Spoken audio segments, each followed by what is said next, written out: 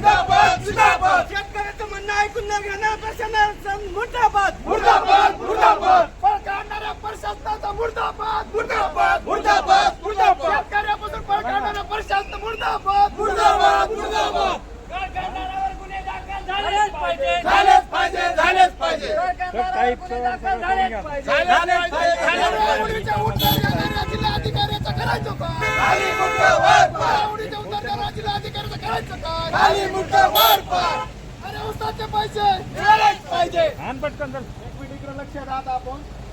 आपण या ठिकाणी आंदोलनाचा पहिला टप्पा केलेला आहे. प्रशासनाने जिल्हाधिकाऱ्यांना असं समजून काढलं की या ठिकाणी आम्ही शांत बसतो. 7 दिवसामध्ये जर शेतकऱ्यांच्या खात्यावर जर पैसे नाही पडले तर युवा शेतकरी संघर्ष समिती कारखानदाराला बी आणि या प्रशासनाला रस्त्यावर फिरू देणार नाही. याची भूमिका आपल्याला घ्यायची आहे. आज आपण या ठिकाणी सुरेश साहेब तुम्हाला आम्ही सहकार्य करतोय, परंतु या 7 दिवसामध्ये जर शेतकऱ्यांना पैसे नाही मिळाले तर याच्यापेक्षा तीव्र आंदोलन आपण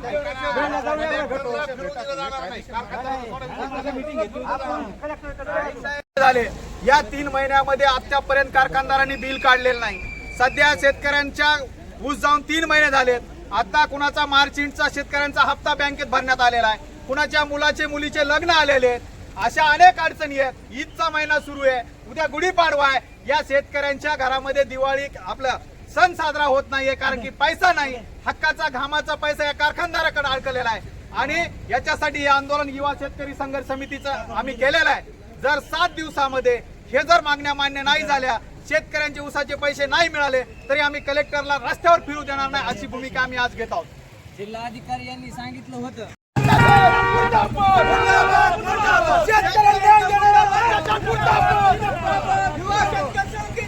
जिंदाबाद जिंदाबाद जिंदाबाद शेतकऱ्याचं म्हणणं ऐकून न घेणार प्रशासन मुर्दाबाद मुर्दाबाद मुर्दाबाद पळ काढणाऱ्या प्रशासनाचा मुर्दाबाद मुर्दाबाद मुर्दाबाद मुर्दाबाद शेतकऱ्यापासून पळ काढणाऱ्या प्रशासन मुर्दाबाद मुर्दाबाद मुर्दाबाद पळ काढणाऱ्यावर गुन्हे दाखल झालेच पाहिजे झालेच पाहिजे झालेच पाहिजे पळ काढणाऱ्यावर गुन्हे दाखल झालेच पाहिजे झालेच पाहिजे उडीच्या उत्तर देणाऱ्या जिल्हाधिकाऱ्याचं करायचं काय खाली मुंडकं वर पार उडीच्या उत्तर देणाऱ्या जिल्हाधिकाऱ्याचं करायचं काय खाली मुंडकं वर पार अरे उसाचे पैसे मिळालेच पाहिजे. एक मिनिट इकडे लक्ष द्या.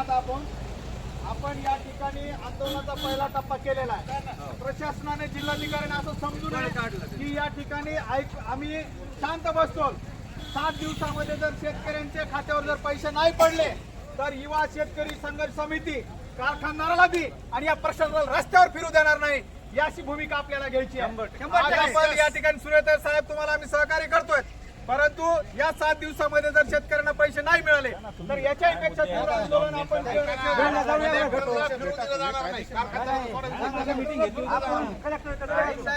आज जो मुद्दा मांडलेला आहे त्याशिवाय कुठला इतर मुद्दा मांडलेला आहे. त्यामध्ये मी तुम्हाला स्पष्ट सांगितलं आहे की आता किती कोणाच्या उचलच्या रक्कम कमी आहे माझ्याकडे माहिती नाही. तुम्ही मला आत्तापर्यंत येऊन भेटला नाही. तुम्ही पहिल्यांदा मी इकडे माझ्याजवळ आले नाही, मला येऊन भेटत नाही. याच्यापूर्वी तुम्ही कलेक्टर ऑफिसला आला नव्हते, मला काही माहिती दिलं नव्हते. मी काही तुम्ही सांगितलं तर तुम्ही 100% त्यामध्ये माहिती घेणार होता. आत्तापर्यंत मला येऊन भेटला नाही. मी इकडे येऊन तुमच्या माहिती घेतलेलं आहे. मी परत तुम्हाला सांगतो माझ्याकडे आता तुमच्या किती उचलच्या रक्कम आत्तासुद्धा कुठल्या कंपनीकडे कुठल्या फॅक्टरीकडे किती पेनी आहे माझ्याकडे माहिती नाही आहे. हे दिल्याशिवाय मी त्यांच्या सीओला बोलू शकत नाही. त्यामुळे मी परत स्पष्ट सांगतो त्यांच्या यंत्रणाकडून मी तुमच्या माहिती किती आहे मागून घेतो. त्यानंतर त्यासाठी मागच्या वेळ जेव्हा ज्याप्रमाणे आपण एक मीटिंग ठेवलं होता त्याप्रमाणे एक मीटिंग ठेवून आपण पुढच्या प्रक्रिया करून घेऊ. ठीक आहे.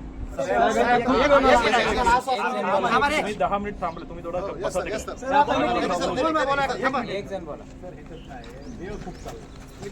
माहिती घेणार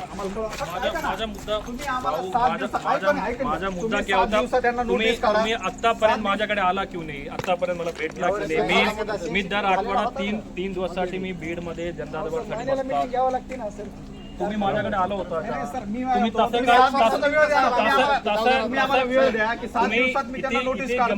काय इथे गंभीर मुद्दा असताना सुद्धा तुम्ही 3-4 महिने मला येऊन भेटलंच नाही, मला कोणी माहिती दिलंच नाही. ठीक आहे. त्यामुळे मी जो प्रश्न विचारला त्याला उत्तर सांगा ना. ते गंभीर मुद्दा तुम्ही मला येऊन भेटला पाहिजे ना. ते 15-20 लोकांपैकी ओशिया लोकांपैकी कोणी बीडमध्ये येतच नाही का? इथे मोठा विषय असेल तर, गंभीर असेल तर, तुम्ही शेतकरीच्या कामासाठी करत असेल तर मला येऊन भेटला पाहिजे होता, माझा वेळ घेतला पाहिजे होता, मला बैठकसाठी विनंती करायला पाहिजे. मी 100% देणार होतो तुम्हाला, 100%. म्हणजे आता तुमच्या मुद्द्याचा दखल घेतलेला आहे आम्ही आणि पुढच्या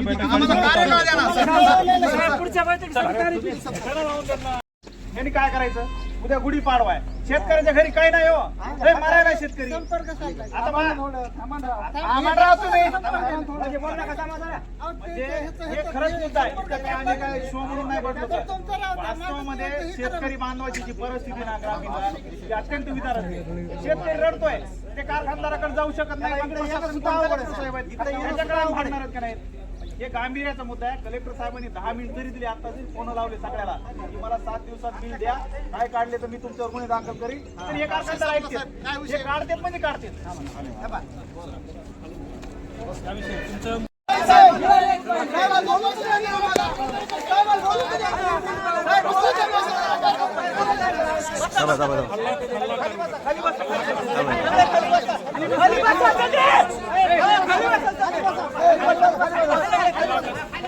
तुला बोलायचं की नाही? बोलायचं की नाही?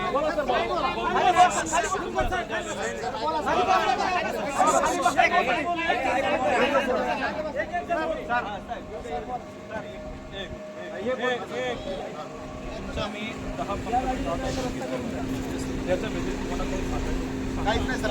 त्याच्यात विषय काय संदर्भात आपण त्यांच्यावर मी गुन्हा दाखल त्या संदर्भात मला सांगितलं त्याबद्दल माझ्याकडे आता माहिती नाही.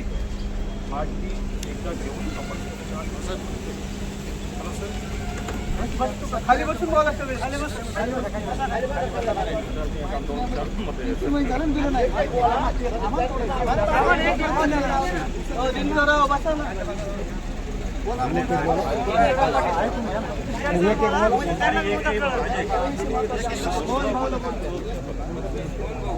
बोले साहेब